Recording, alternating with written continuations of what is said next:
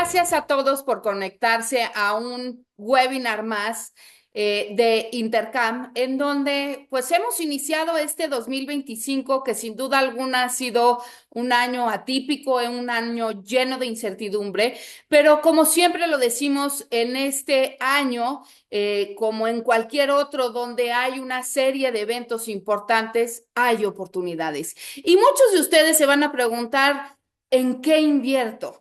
El panorama sin duda alguna está muy cambiante, pero creo que vale la pena señalar que siempre en estas coyunturas es justo donde hay más oportunidades. Y para eso los invitamos el día de hoy al webinar, para llevarlos un poquito de la mano y que tomen las mejores decisiones informadas, por supuesto, de la mano con Intercam, que queremos ir con ustedes, queremos enseñarles y queremos también decirles que estamos a su servicio para ofrecerles todo tipo de inversiones y todas sus necesidades financieras.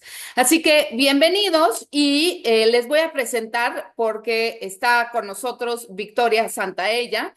Déjenme leer un poquito para quien no la conozca, pero seguro muchísimos de ustedes ya la conocen. Victoria Santaella. Victoria Santaella cuenta con más de 25 años de experiencia en los mercados financieros, asesorando inversionistas institucionales en Nueva York. Desarrolla estrategias de inversión offshore para individuos basada en Miami. Victoria en el 2021 fue seleccionada como una de las 20 mujeres líderes en el área de inversiones offshore para Estados Unidos y Latinoamérica por la revista CityWire Américas. Bienvenida, Victoria, y la verdad es que es un gusto tenerte aquí con nosotros. Muchas gracias. También está con nosotros Walter Ríos. Walter es director de gestión de activos de Intercam Fondos, es responsable de la estrategia, operación y ejecución de los portafolios de inversiones patrimoniales de los fondos de inversión de renta variable, de deuda y los mandatos institucionales de la Casa de Bolsa, con más de 27 años de experiencia en el sector financiero. Bienvenido, Walter, es un gusto tenerte el día de hoy con nosotros. Y yo soy Alejandra Marcos, soy la directora de análisis económico y bursátil dentro de Intercam Grupo Financiero. Tengo más de 20 años de experiencia, participo muy activamente en diversos foros, haciendo presentaciones de la economía mexicana y la economía internacional. Tengo columna de opinión en Forbes, en El Financiero, en Comunidad Fortuna. Tengo el enorme gusto de participar muy activamente en medios, en particular con Bloomberg TV, y tengo una participación fija en el programa de Al Cierre. Ya habiéndonos presentado, déjenme compartirles una presentación que elaboramos precisamente para ustedes con el objetivo de llevarlos de la mano y enseñarles en específico qué estamos viendo justamente a 2 meses de la llegada de Trump. ¿Me ayudas con la primera lámina, por favor? Y les decía, este año ha sido sin duda alguna un año complejo, complicado, en donde hemos visto un viraje enorme de las expectativas. Y esta gráfica lo que nos enseña es que sin duda alguna tenemos una incertidumbre excepcional. A mí me gustaría que vieran cómo en la crisis financiera, inclusive en el 2020 con el COVID, no se había alcanzado este nivel de incertidumbre política económica a nivel global. Eso habla de la enorme inquietud de los agentes del mercado y de todos los participantes de qué va a pasar con Trump, no solo para Estados Unidos, sino para el mundo y por supuesto para México. ¿Me ayudas con la que sigue, por favor? Ahora, en Estados Unidos llevábamos pues prácticamente 4 años de crecimiento muy importante por arriba del potencial. El tema es que con la llegada de Trump y ante la imposición de aranceles y de hecho cada vez más voces aclamando de que estamos en medio de una guerra arancelaria, el indicador adelantado de la Fed de Atlanta, con base en las estimaciones y todos los indicadores que se han publicado hasta la fecha, estima de que en lugar de seguir creciendo a este ritmo entre 2 y 3%, la economía americana frenará su ritmo, inclusive pudiera contraerse en el primer trimestre de este año hacia un nivel de 2.4%. Es todavía pronto. Lo que sí se sabe es que muy probablemente el crecimiento económico, que la mayoría de los analistas pensaba que iba a ser entre 2 y 2,5%, ahora se ha revisado a la baja. Y en inflación, pareciera que la inflación, si bien es cierto que esta semana por lo menos no fue un tema puntual de preocupación, esa aún se encuentra lejos del objetivo de la Reserva Federal. Esta semana se publicó el dato de inflación de Estados Unidos, se ubicó en 2.8, 0.2% mes a mes. Sí retrocedió, el nivel retrocedió en términos generales, pero sin duda alguna aún se encuentra muy lejos del objetivo de la Fed, que es 2%. Y más importante aún, no es solo la inflación observada, sino lo que vemos hacia adelante de las expectativas de inflación en medio de esta guerra arancelaria. ¿Me ayudas con la que sigue, por favor? La pregunta clave en México es, ¿cuánto se va a desacelerar? ¿Qué va a pasar con la economía mexicana? Al final de cuentas, para nadie es ninguna novedad que la economía mexicana y la americana están entreveradas. Y si ahora se estima una caída en la actividad económica, al menos en el primer trimestre de este año, ¿qué le va a pasar a México? Lo que sí es cierto es que la economía mexicana ha venido perdiendo dinamismo de manera muy importante. De hecho, en el último trimestre del año pasado, lo que vimos es que el PIB trimestre a trimestre retrocedió en 0.6%, y las expectativas de crecimiento este año nosotros las estimamos en 0.9%, pero el consenso de mercado en general está esperando algo bastante similar. ¿Cuáles van a ser estos drivers o no del crecimiento económico? Por un lado, el consumo, que había sido la fortaleza máxima de la actividad económica, esa finalmente ya retrocedió, muy marginalmente, pero sí estamos viendo cómo está perdiendo dinamismo. Pero lo más importante es la inversión. La inversión que durante el 2024 había sido el factor toral del crecimiento y que había alcanzado crecimientos de doble dígito, hoy se ha desvanecido. No solo ante el desplome de la inversión pública, ante la finalización de todas las obras de la pasada administración, sino también acompañada por un descenso de la inversión privada. Y déjenme decirles algo, sin duda alguna en el escenario, aunque no sepamos con exactitud cuánto van a durar los aranceles, con aranceles o sin aranceles, la realidad es que la inversión va a cobrar la primera factura de esta guerra arancelaria. La razón es muy fácil. En general, los inversionistas que ponen el dinero donde van a poner las fábricas y los nuevos proyectos productivos están en modo wait and see. ¿Me ayudas con la que sigue, por favor?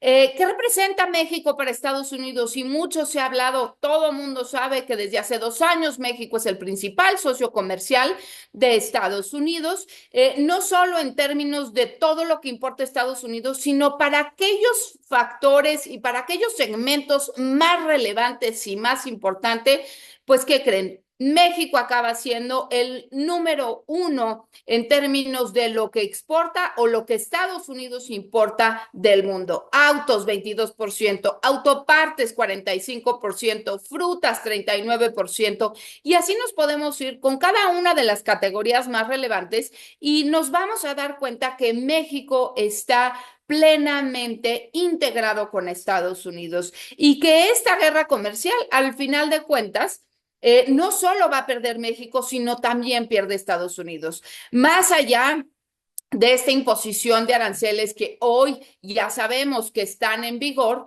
la realidad es que las cadenas productivas entre México y Estados Unidos están plenamente integradas. Creo que al final de cuentas no existe un Estados Unidos exitoso sin México en la ecuación. Y probablemente me van a decir, oye Alejandra, pero está la guerra comercial. Sí, es correcto, está la guerra comercial, pero la guerra comercial ya está empezando a cobrar una factura. ¿Me ayudas con la que sigue, por favor? Vamos a suponer que al final de cuentas los aranceles se mantengan de manera permanente entre Estados Unidos y el resto del mundo. Aquí les traigo un estudio bastante bueno del Peterson International Economics, que es un think tank en Estados Unidos, que hace un estudio bastante bueno. ¿Qué pasaría en Estados Unidos, en Canadá y en México si se mantienen de manera permanente, y la clave es permanente, los aranceles entre estos tres países? Y bueno, pues muy fácil, la economía americana entraría en un crecimiento bastante moderado, inclusive el primer año y el segundo podrían retroceder aproximadamente 0.5. En el caso de México, este año se espera, coincide también con varios estudios de analistas, que la economía podría retroceder 1% y más adelante aproximadamente el 3,5%. Por eso, con esta guerra arancelaria nadie gana. Creo que al final de cuentas lo que estamos viendo es un Trump transaccional, un Trump que posiblemente esté escalando para después desescalar, pero todo esto es una especulación enorme, porque a final de cuentas, como les dije hace unos minutos, estamos en un entorno particularmente incierto. Si bien es cierto que como analistas siempre nos enfrentamos a esta circunstancia, en el caso de esta coyuntura, la incertidumbre es excepcionalmente mayor. ¿Me ayudas con la que sigue, por favor? ¿Qué está pasando en el caso de México? ¿Qué va a pasar con la inflación y qué va a pasar con Banco de México? Insisto, en nuestro escenario central, los aranceles no van a permanecer de manera permanente. Sin duda alguna, habrá unos que se impongan, habrá otros que no se impongan, pero creo que al final de cuentas, el escenario central es que la inflación viene a la baja y como pueden ver ahí en la gráfica del lado izquierdo, la inflación sin duda alguna ha hecho un progreso desinflacionario enorme. El tema hacia adelante es de dónde va a venir la desinflación, porque las mercancías, que en su mayoría son bienes comerciables que dependen del tipo de cambio, pues esas eventualmente van a repuntar. Y los servicios que habían estado durante 2 años en una política salarial muy presionados por el aumento al salario mínimo, pues los servicios, si bien han hecho un moderado progreso, lo han hecho así, de manera muy modesta. Es así que en general lo que esperamos para final del año es que la inflación este año acabe en 3,9%, no muy diferente del consenso tanto de Citi como de la encuesta de expectativas de Banco de México.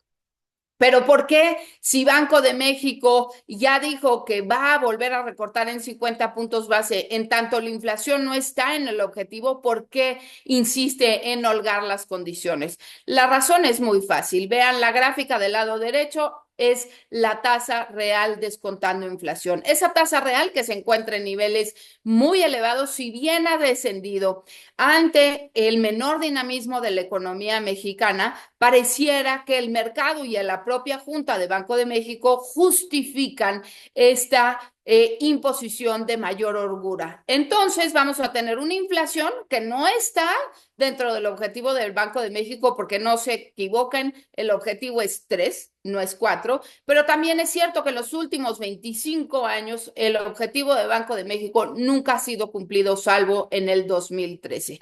Es así que para todo fin práctico, Banco de México señala una enorme complacencia con la inflación y vamos a tener tasas a la baja durante todo el 2025. ¿Me ayudas con la que sigue, por favor? Finalmente, con respecto al peso, hoy todo mundo nos preguntamos cómo es posible que frente a esta guerra arancelaria, frente a la imposición de aranceles, frente a la expectativa de que vienen nuevos aranceles recíprocos en el caso de Estados Unidos frente a México y frente al mundo, porque hoy tenemos un tipo de cambio de 20,09 y esa es como la mayor interrogante. Bueno, hay que solamente recordar que el peso nuestra moneda no solo es de las más líquidas y profundas dentro de las monedas emergentes, se operan 114,000 millones de dólares diariamente, el 80% en el exterior, pero también es cierto que nuestra moneda sigue manteniendo ciertos fundamentales que hacen a manera de ancla este tipo de cambio. El déficit de cuenta corriente, que no es otra cosa más que las necesidades que tiene la economía mexicana frente al exterior, el año pasado fueron de 0,3%. Para darles una idea, en la crisis del 94 era entre 5 y 6%, y en los últimos años cerca del 2%. Es por eso que nuestra economía hoy tiene un desbalance muy acotado en el exterior. Y eso de la mano junto con un diferencial de tasas de interés entre México y Estados Unidos han originado que nuestra moneda, a pesar de haber perdido pues de 16.20 a 20.09 un buen camino, aún frente a un entorno particularmente incierto, no refleje una depreciación mucho mayor. Creo que la clave es qué va a pasar hacia adelante, cómo va a reaccionar nuestra moneda, qué va a pasar con los aranceles y cómo van a reaccionar todos los activos. Y para eso le quiero ceder la palabra a Victoria, para que nos ilustre un poco más este panorama internacional, cómo ven las cosas desde Miami, desde el punto de vista de Estados Unidos, y que nos ayudes también a entender, Victoria, dónde estás viendo en específico esas oportunidades. Excelente. Buenas tardes a todos. Saludos desde Miami. Gracias, Alejandra. Muy interesante tu presentación y sobre todo gracias a todos los clientes, prospectos y colaboradores que se han unido a este webinar. Por temas legales aquí en Estados Unidos, les tengo que mencionar que todas las opiniones que van a escuchar por parte mías son de Victoria Santaella y no pertenecen o no necesariamente están respaldadas por Intercam. Eso es todo lo que les quería mencionar. Y también otro tema, las preguntas vayan poniéndolas en el cuadrito de questions and answers, el Q&A en inglés, para que ahí nos vayan haciendo saber qué preguntas tienen, si tienen algún comentario, los vamos a leer hasta el final de la presentación y ya de ahí tomamos todo lo que puedan tener de inquietudes.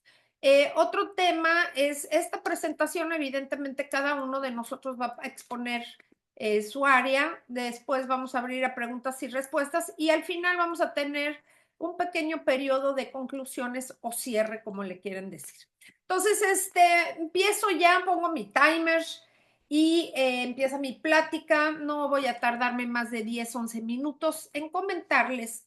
Para entender a dónde vamos, hay que ver de dónde venimos. Y aquí, como bien comentó Alejandra, aquí en Estados Unidos el 2024 fue un escenario donde fue lo mejor de los dos mundos. Es decir, después de 11 incrementos en tasas de interés, no caímos en la famosa recesión. Si hubiéramos tenido esta llamada o este webinar hace un año, estaríamos hablando de a qué hora llegaba la recesión. Y lo cierto es que se logró controlar la inflación aquí en Estados Unidos con esos incrementos que se hicieron a las tasas. Por el otro lado, se mantuvo el consumo, se mantuvo el crecimiento y se mantuvo el empleo. Entonces, venimos de una situación bastante sólida económicamente. La siguiente, vamos a ver cómo el 2025, yo creo que en todos los años que llevo cubriendo estos datos macroeconómicos, pocas veces hemos visto esta estabilidad, ¿no? Y sé que los números se pueden revisar y todo cambia día a día, pero las bases fundamentales donde para este 2025 estamos entrando con una estabilidad económica, como pueden ver ahí, crecimiento mundial del 3.2% para el año pasado y para este año también. Economías avanzadas creciendo al 1.8 y economías en vías de desarrollo al 4.2. Aquí sacamos dos conclusiones. La primera es la economía americana sigue creciendo por encima del promedio de economías avanzadas y lamentablemente por su parte México sigue creciendo en tasas que apenas llegan al 1%, mientras que otros países en vías de desarrollo están creciendo a tasas muy adelantadas. Estos son datos del Fondo Monetario Internacional. La siguiente vamos a platicar brevemente, ahora sí, qué están diciendo aquí en Estados Unidos, qué estamos viendo con el tema de Trump. Evidentemente, Trump lo que está buscando es una menor regulación, proteger el mercado doméstico, proteger los empleos para esa parte baja de la plataforma de la población que se ha quedado en muchos casos rezagada. Pero también hay que poner esto en perspectiva en el sentido de dos conclusiones o reflexiones que les quiero hacer. El americano promedio está en favor del incremento en las tarifas, es decir, en los aranceles y también en estas políticas de expulsión a los migrantes que no están documentados. Entonces, no es nada más que Trump se levante en las mañanas, es que tiene mucho apoyo de la población en general, o sea, hay una mayoría que lo está apoyando para salir adelante, no es saber qué me puede hacer. Evidentemente sabemos que su estilo es primero te va a golpear lo más fuerte, ya que estás tirado, o sea, desangrándote, aflojado, como diríamos en México, flojito y cooperando, entonces ya es cuando se pone a negociar y lo ha hecho tal cual lo ha anunciado y todos sus historiadores lo han documentado. Entonces, por ese lado, estamos viendo actualmente pues todas sus estrategias, crear caos, crear estos golpes bajos y evidentemente ver qué es lo que va a poder sacar para adelante. Y la verdad es que le ha salido muy bien estos primeros 50 días de mandato, pues ya México les puso 10,000 soldados en la frontera, ya le entregamos 29 narcos, en fin, en Europa ya yo creo que Ucrania le va a entregar parte de lo de los metales raros, en fin, ha sacado bastantes cosas y todavía falta bastante por hacer.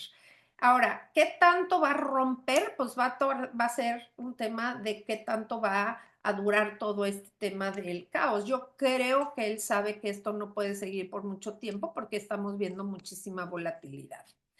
Otra reflexión importante es que hemos visto al presidente Trudeau realmente hacer ahí comentarios sobre los aranceles, estaba muy enojado y Claudia Sheinbaum y en fin.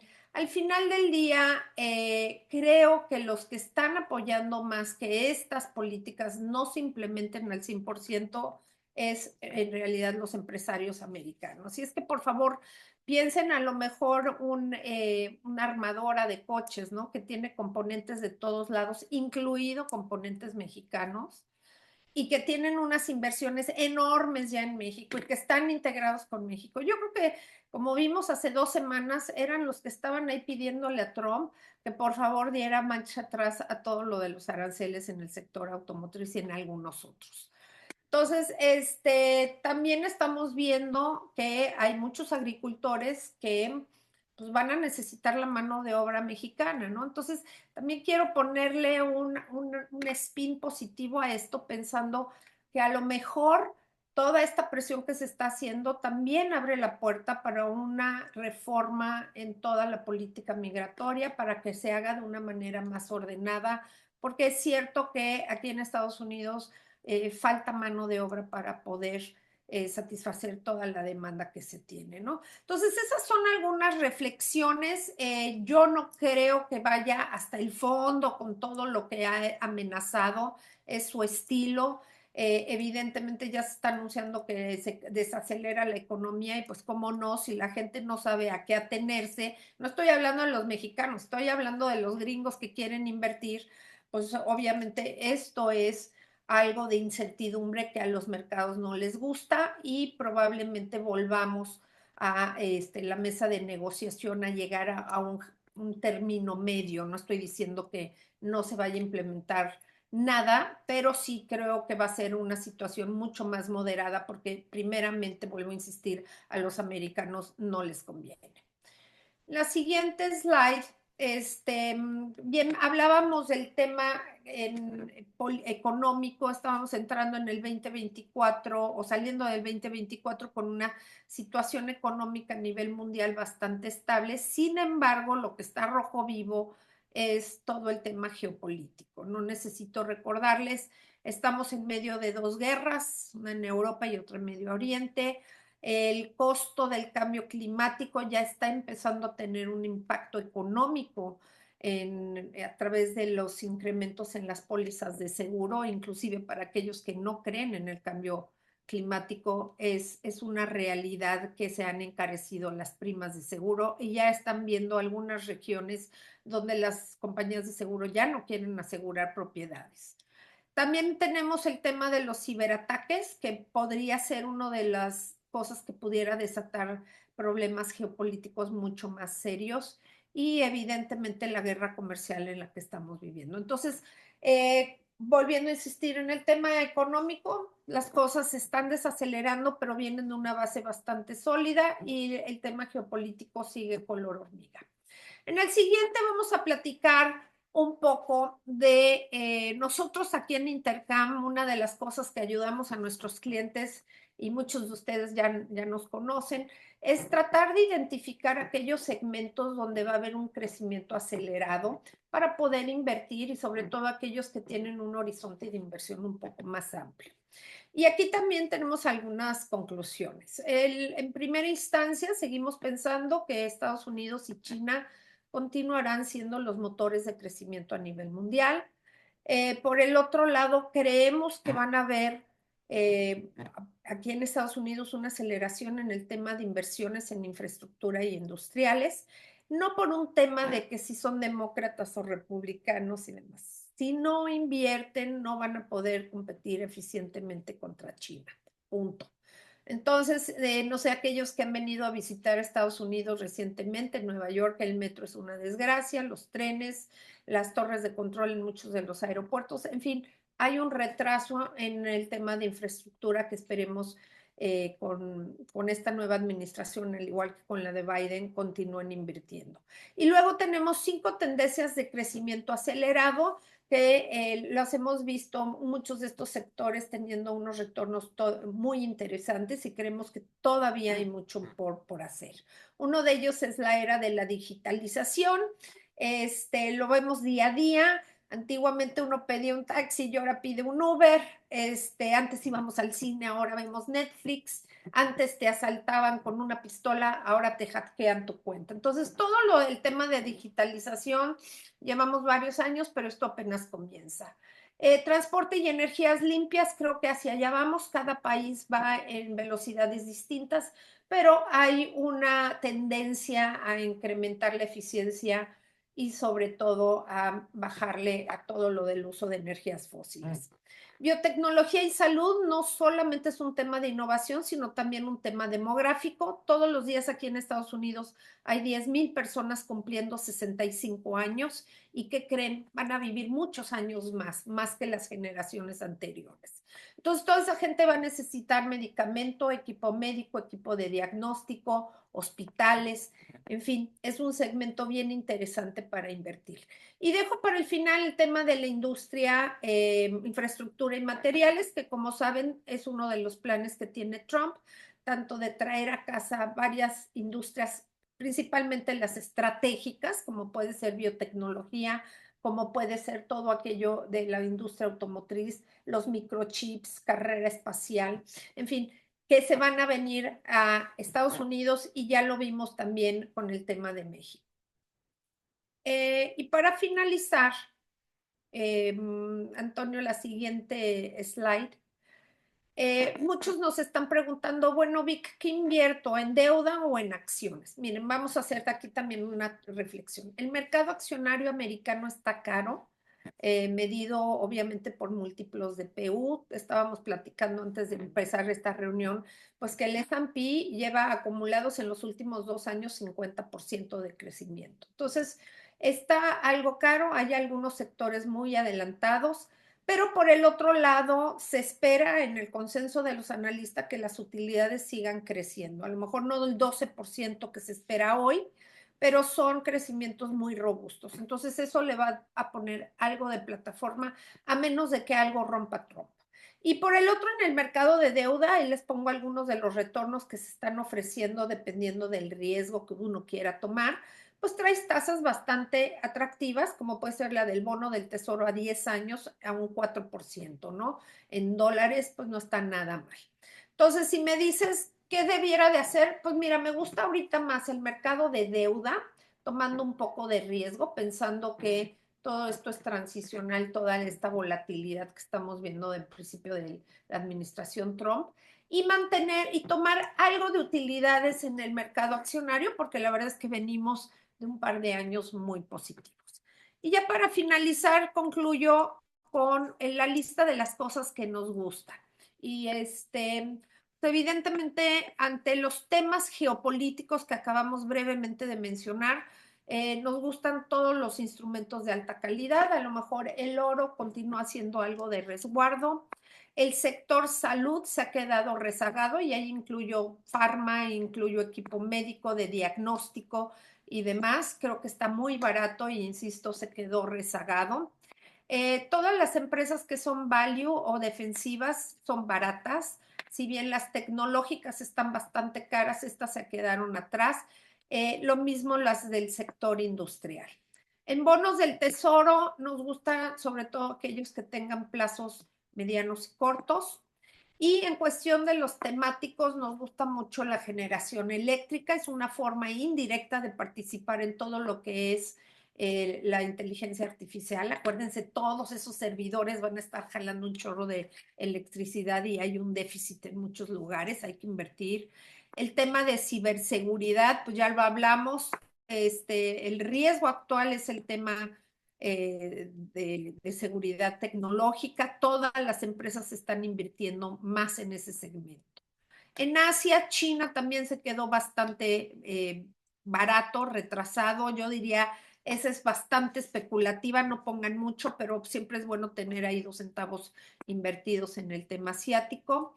Y para este año, una de las recomendaciones nuevas que traemos son las empresas pequeñas y medianas que se habían quedado rezagadas y que ahora con la administración Trump de proteccionismo probablemente vuelvan a florecer.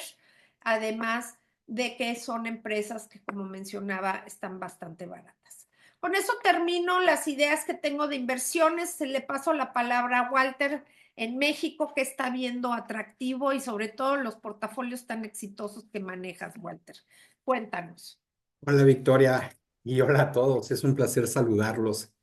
Me es un gusto estar aquí en esta charla que vamos a empezar a dar. La tarea que tengo el día de hoy en esta charla es transmitirles y destacar la importancia de la diversificación en los activos financieros cuando existen momentos como como los que existen hoy, incertidumbre total. Una de las preguntas que se realizan todos los inversionistas recurrentemente en el mundo es muy sencilla. Y la pregunta es, ¿cómo distribuyo mi patrimonio de manera eficiente?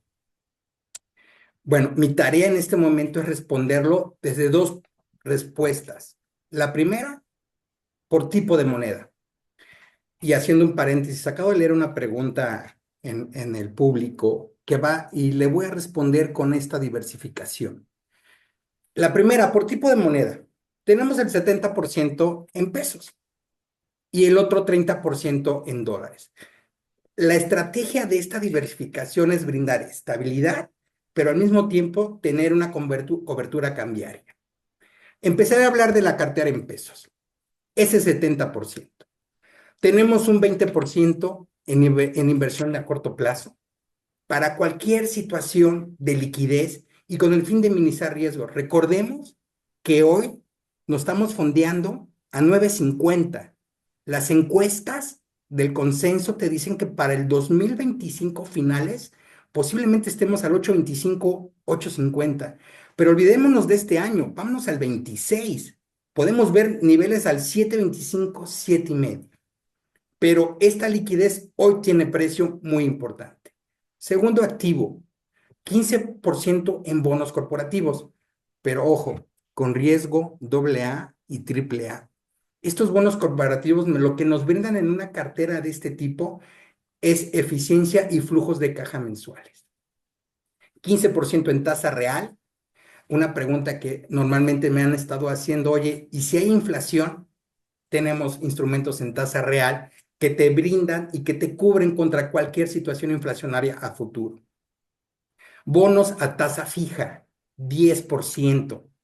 Este es otro instrumento que hoy día en la curva, en los bonos mexicanos es interesante, porque tiene la perspectiva que Banco de México va a reducir sus tasas en estos próximos 2 años, 25 y 26, y todavía estamos observando tasas en los nodos de 5, 10 años en México al 9,5.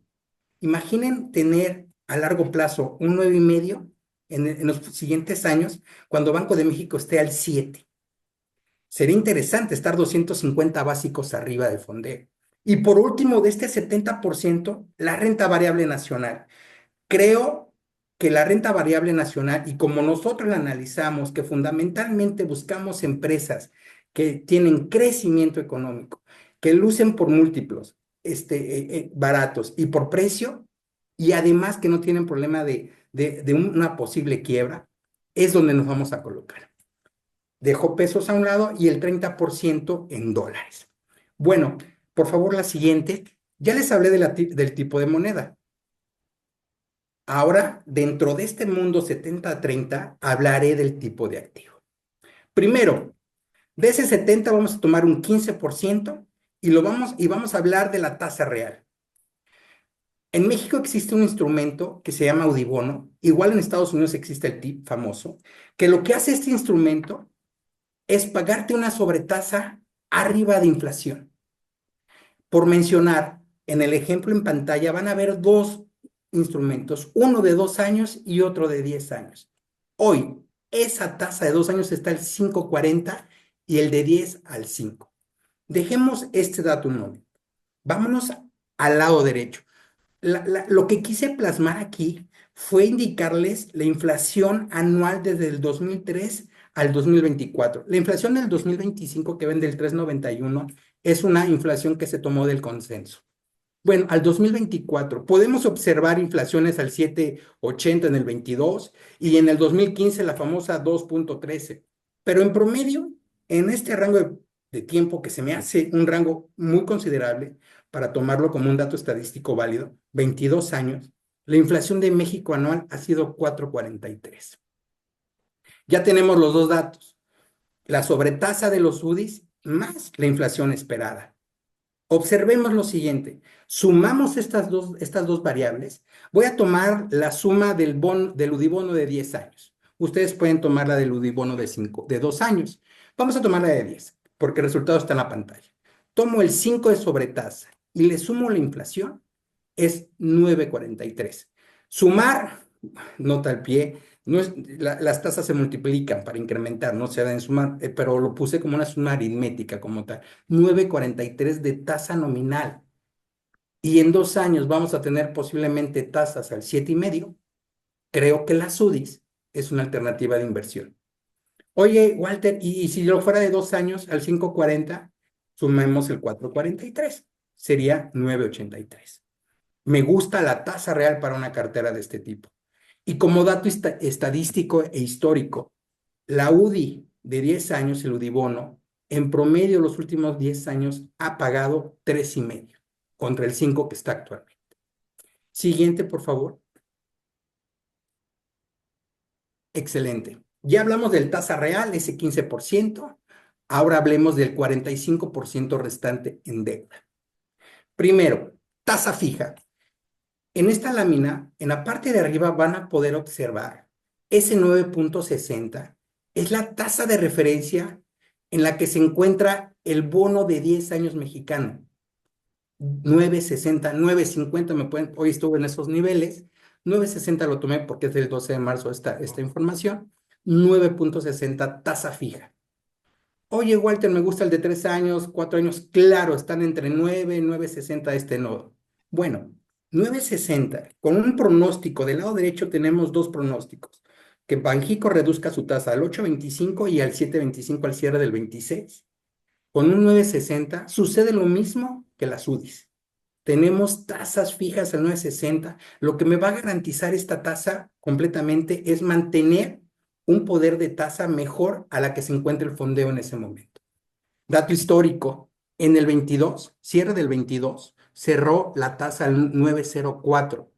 Al cierre del 23, 8,94. Y en el 24, cierre del 24, hace 2 meses, al 10,40.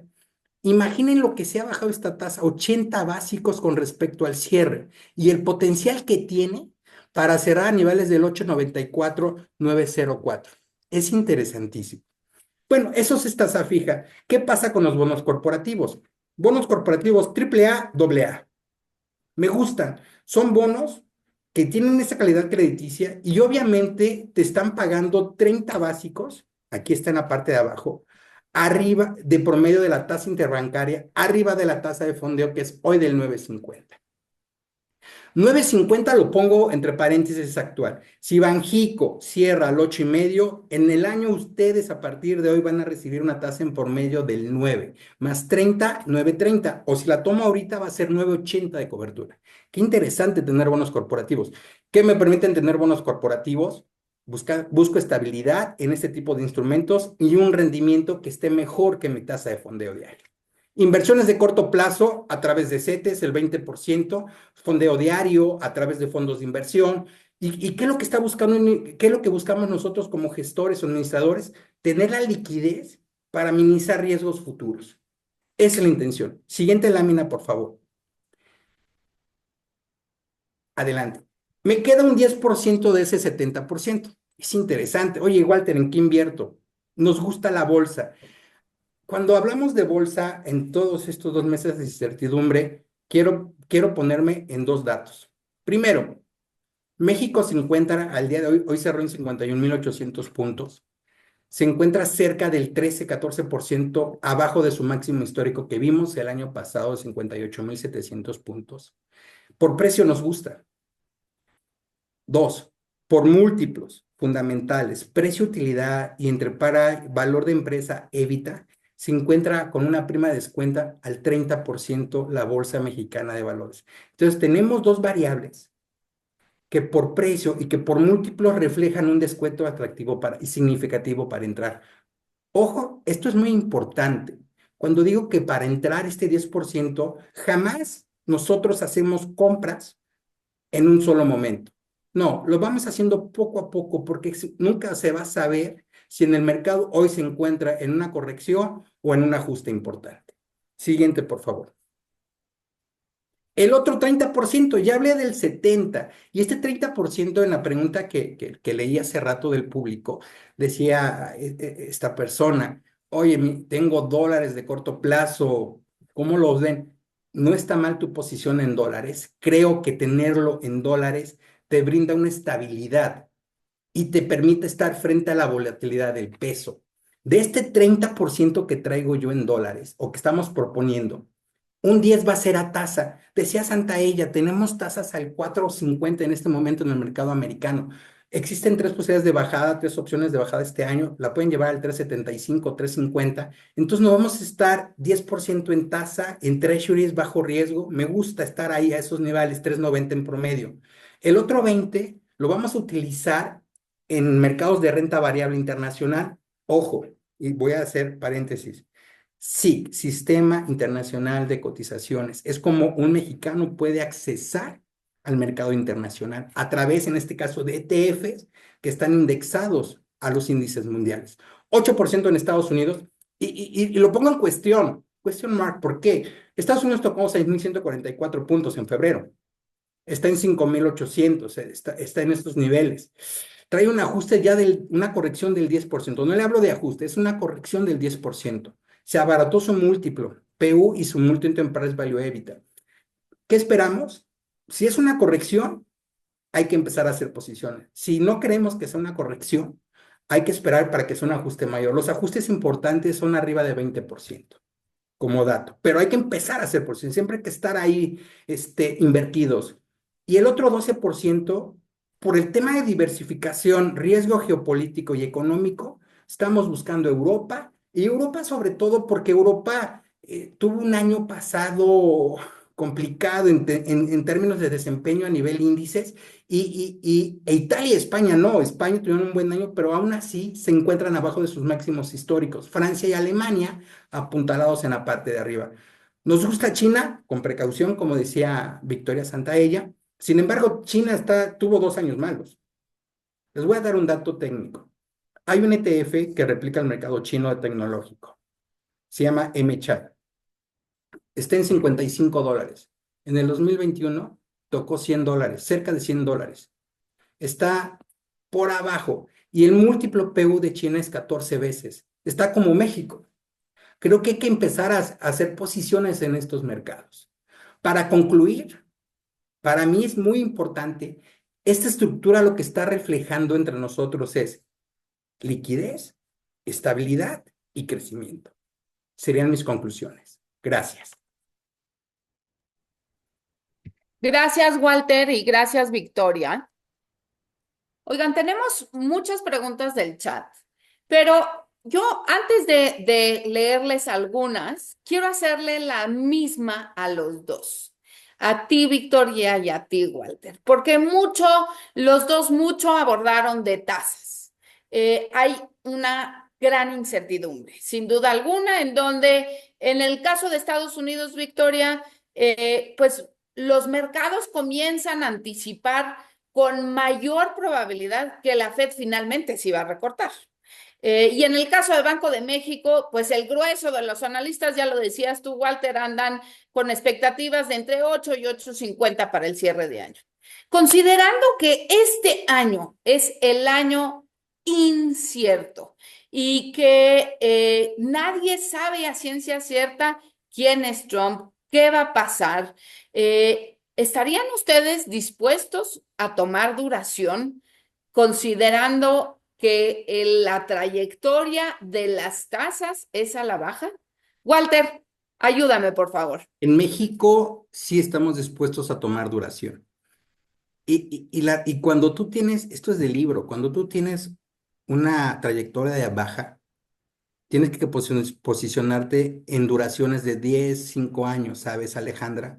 Porque tú tienes hoy un bono al 9.60, 9.50. Tu perspectiva es que ese bono se quede ahí, mientras que Banco de México se vaya al 7.5 en el 2026. Tienes de capital 200 básicos por año, más el 9.50, estarías ganando 11.50. Es una maravilla nominal. Y real más, porque estás en el mejor de los mundos. Tienes tasas al 5%. En México la tasa histórica es 3.5. Con inflaciones al 4.40, ya les demostré ahí, aunque este año se espera que sea 3.90, no importa, vas a estar pagando unas tasas nominales del 9.5. Por eso nos gusta la duración en estos segmentos, de 5 a 10 años. Esa Y es mi Victoria, respuesta. coincides en la parte Es americana. que se me hace bien interesante esta discusión, porque los que están gastando en pesos, que viven en pesos, su patrimonio está en pesos, se me hace fantástico las tasas que está ofreciendo Walter. Ahora, El yo estoy mercado. viendo lo del otro lado. Los que vivimos acá gastamos en dólares o inclusive hay muchos de nuestros clientes que tienen una pequeña parte de su patrimonio acá, pues también hay un diferencial en tasas bastante importante. Allá en México el SET está en 9% y aquí está el Treasury en 4%. Me la rifaba sacar mis pesos, mandarlos a dólares o al revés, tener mis dólares e irme con las tasas. Si es que yo gasto en dólares, pues la verdad es que no, porque si se te mueve el tipo de cambio, ya esos 5 puntos de diferencial entre México y Estados Unidos, pues quién sabe qué va a pasar. Y luego, yo todavía estoy un poco más cautelosa en cuestión de la dirección de la inflación aquí en México. Como les decía, algo se puede romper. Entonces, prefiero que los portafolios tengan un poco menos de volatilidad y por eso para las inversiones en dólares me quedaría con duraciones cortas y medianas de 3 años. Sería mi promedio. Oye, Victoria, y voy contigo porque a mí a cada rato me preguntan y quiero saber, tú que estás allá, que estás bajo el paraguas de Donald Trump, Ajá. ayúdanos a entender un poco porque ha habido un viraje enorme de las expectativas sobre el crecimiento de la economía americana. Hace 3 semanas Trump decía, ¿cuál recesión? Y no va a pasar nada, los aranceles no van a tener ningún efecto, ni en crecimiento ni en inflación, and we will make America great again. Hoy, Ajá. como ya les platicábamos al inicio, pues la expectativa es que sí vaya a haber un efecto.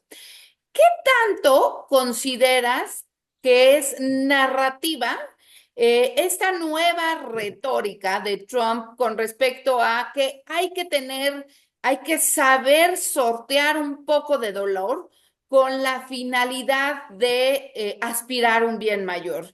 Y si en todo caso los mercados, que ya dijo Walter, el mercado americano lleva 10% de corrección o 10% de caída, va a ser un contrapeso o no para Donald Trump. Claro, sí, claro, esto es parte de su juego. Queremos caos, ahorita hay un fuego acá, a lo mejor mañana sale y dice, la economía está mejor que nunca, tengo mucha confianza. Tú imagínate el poder que tiene este hombre y se te regresa el mercado y hay quienes dicen que ahorita está entrando a comprar, ¿no? Porque solamente una declaración te puede mover todo. Eso de lo que tú te refieres fue una entrevista en un programa de televisión y ya el lunes amaneció todo el mundo aterrado. Entonces, hay que ver los básicos de este señor. O sea, dos de las cosas que prometió y que quiere ver, porque si no, pues pierde la elección del Congreso en 2 años. Entonces, esto no lo puede continuar por mucho tiempo, porque si todo es así todos estos años, o por lo menos los primeros dos, pierde el Congreso como le pasó en los primeros 2 años de su primer mandato, ¿no? Que perdió parte del Congreso. Entonces, la respuesta es, él está ofreciendo crecimiento y tasas bajas. Entonces, yo sí creo que es parte, no va a haber una desaceleración tan fuerte a menos de que rompa algo terrible, pero no es nuestro escenario.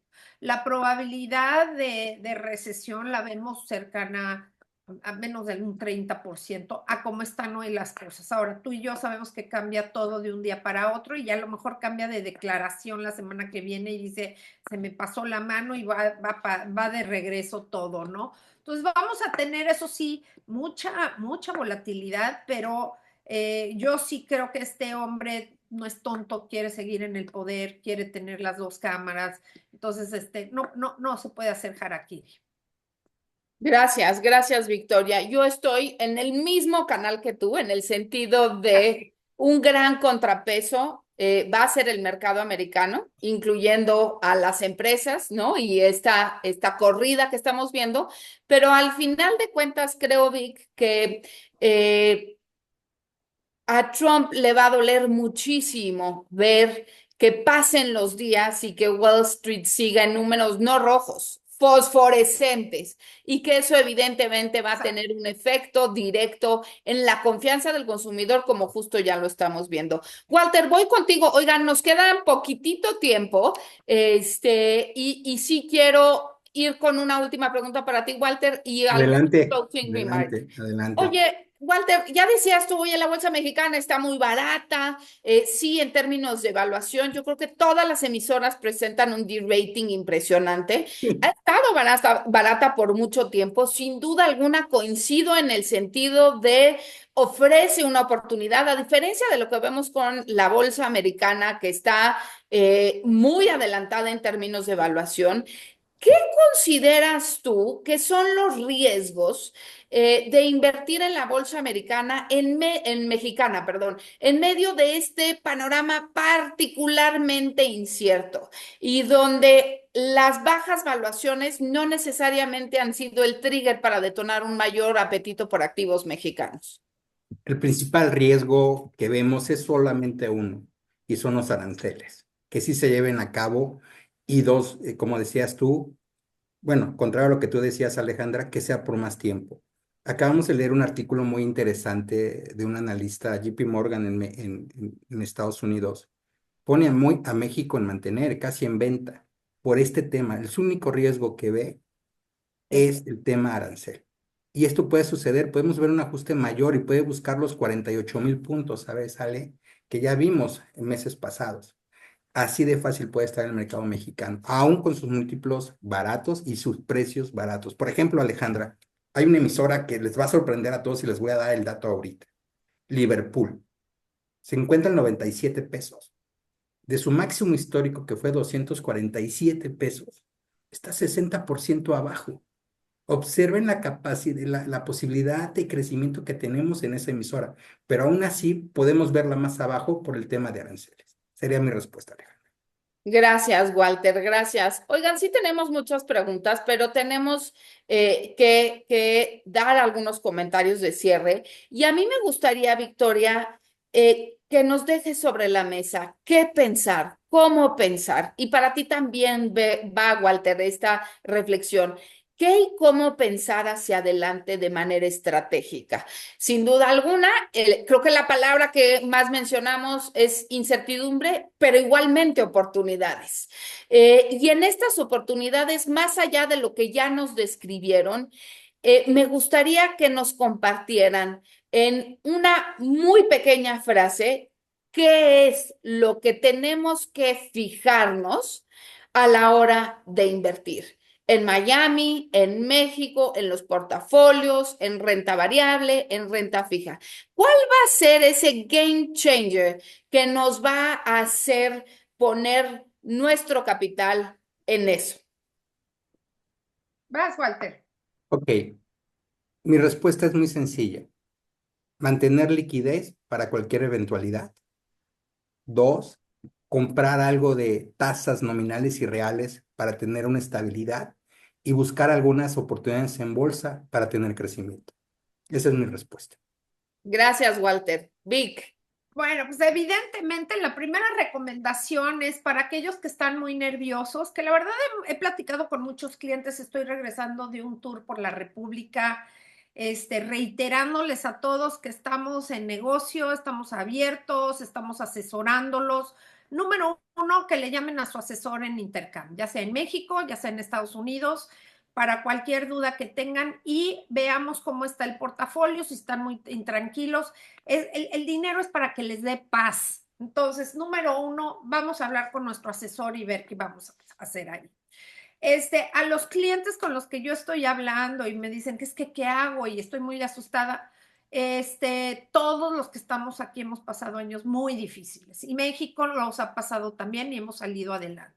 Entonces, también quiero ponerles todo esto que estamos viviendo en perspectiva. Acuérdense, en los años 80, digo, ustedes están muy jóvenes, pero a nuestros papás les tocó y muchos de los que están en esta llamada se acuerdan, hubo nacionalización de la banca, inflación de triple dígito, vendíamos nada más un producto que era el petróleo, en fin, teníamos unos challenges muy enormes y los superamos de una forma. Hoy siento que México tiene una diversificación bien interesante, los portafolios también de nuestros clientes están bien diversificados, entonces hay muchas opciones. ¿Qué haría en los portafolios en general? Pues mira, depende de cada cliente, pero revisaría dónde tienen bastantes utilidades, tomar algo de utilidades y, como dice Walter, empezar a invertir en esas gangas que estamos viendo en el mercado, sobre todo para aquellas personas que puedan tolerar un poco más de riesgo.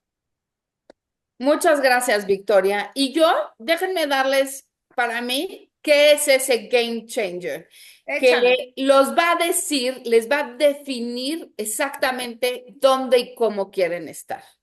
Información. Información, señores, en este mundo es poder. Acérquense a Intercam, acérquense a su ejecutivo, conéctense a toda esta información que desde Victoria, Alejandra y Walter publicamos. Los queremos ayudar a asesorar. ¿Para qué? Para que vivan en paz y para que tomen las mejores decisiones de la mejor manera posible y con toda la información pública disponible. La realidad es que estamos los tres a su entero servicio. Queremos reiterar nuestro compromiso de que siempre vamos a estar atrás de un teléfono, cachando sus dudas, ayudándolos y apoyándolos. Se nos acaba el tiempo del webinar. La verdad es que les doy muchísimas las gracias, por supuesto, a Walter y a Victoria por haber compartido conmigo esta plática el día de hoy, pero sobre todo a todos los que se conectaron el día de hoy y que nos permiten llegar hacia ustedes y sobre todo darles esa pieza de información que les permite tomar mejores decisiones o por lo menos decisiones informadas. Muchas gracias y muy buenas tardes. Gracias. Gracias, buenas noches. Bye bye.